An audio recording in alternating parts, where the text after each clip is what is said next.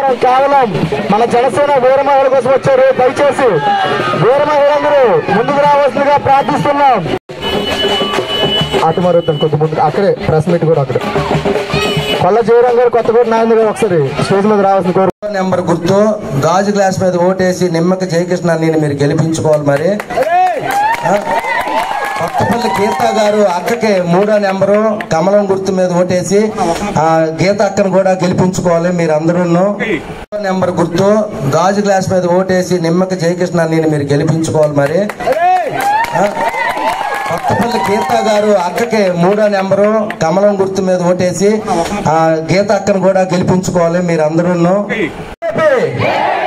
జై బీజేపీ, జై టీడీపీ, జై టీడీపీ, జై జనసేన, జై జనసేన.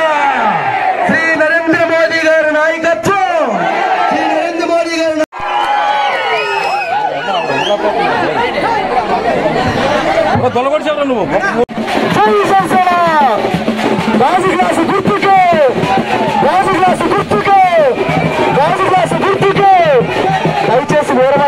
ఇలాగా వీళ్ళు ఒక టీమ్గా ఉండి గత శతాబ్దం 10 ఏళ్ల నుంచి నేను చూస్తున్నాను. వీళ్ళని ఎండనక వాననక ఒక సైనికుల్లాగా ఒక జవానుల్లాగా జనసేన పార్టీని అన్నయ్య ఆదేశాల మేరకు ఆ సిద్ధాంతాల మేరకు అడుగుజాడల్లో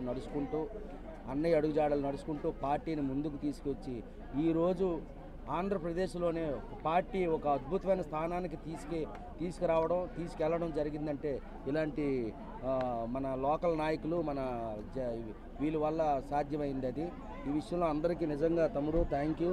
మీ అందరికీ మీరు గత వారం రోజులు 7 రోజులు నేను తిరుగుతాను. అనకాపల్లి తిరిగాను, వైజాగ్, తర్వాత మన శ్రీకాకుళం, ఎచ్చెర్ల, ఇప్పుడు మన పాలకొండ.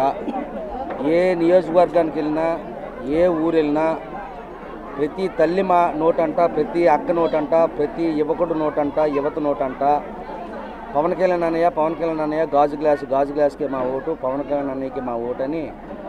అలాగే కూటమికి కూడా కలుపుకొని అన్ని వర్గాల వారు పవన్ కళ్యాణ్ అన్నయ్యకి సపోర్ట్ చేయడం, ఒక అభిమానిగా నా హీరోకి నా దేవుడికి ఇంత మంచి ఆదరణ, ఇంత మంచి సపోర్టు రావడం మన జిల్లాలో నాకు చాలా ఆనందంగా ఉందండి.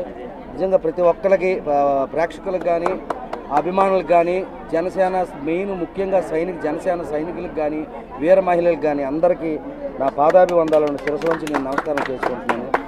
అన్నయ్య మీద ఎంత అభిమానం పెట్టుకున్నంత మీ అందరికీ జీవితాంతం రుణపడి ఉంటాం మేము నిజంగా.